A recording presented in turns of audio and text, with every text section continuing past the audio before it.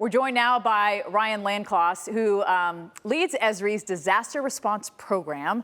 So let's talk more about this. And, you know, many communities that are used to flooding are actually getting hit more than normal. It's going higher than normal, more frequently, all of it. So how important is it for emergency managers to understand when a situation is no longer, quote, normal? Hi, Stephanie. Thanks for having me today. I think what you said at the intro, the $3.5 billion, the billions of dollars of impact in communities speaks to the loss that we see for flooding.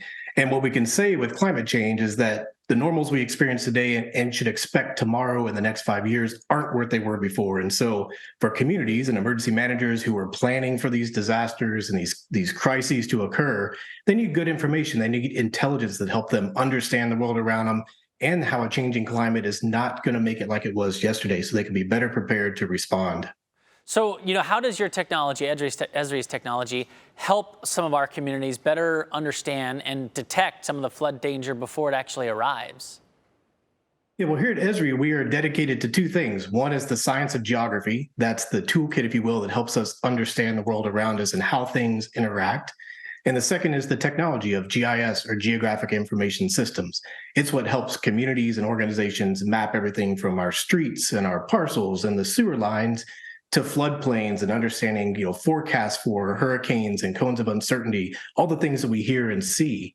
And so combining these two things together allows us to start to ask questions and to understand, again, for predictions and for flood. And as urbanization rapidly changes, GIS allows us to abstract that into layers of information and to start asking intelligent questions about who and what might be impacted. Because we all know that storms don't discern difference between you or I. And so when they impact areas at greater inequities, that means they need more resources. That helps us in a lot of ways, not just respond, but importantly, to recover for the next time.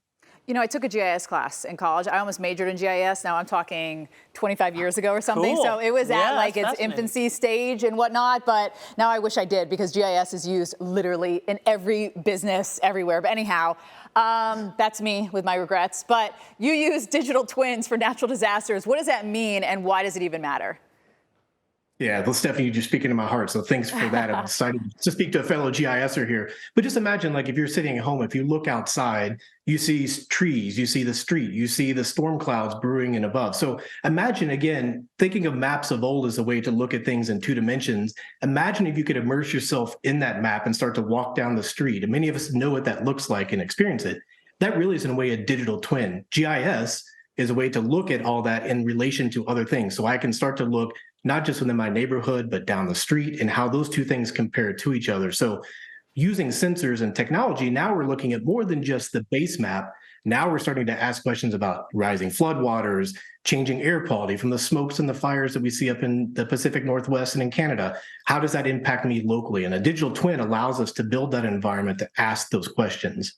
Really cool stuff there. Yeah. Ryan Lanclos, National Government and Public Safety Director at Esri. Thank you so much for joining us today.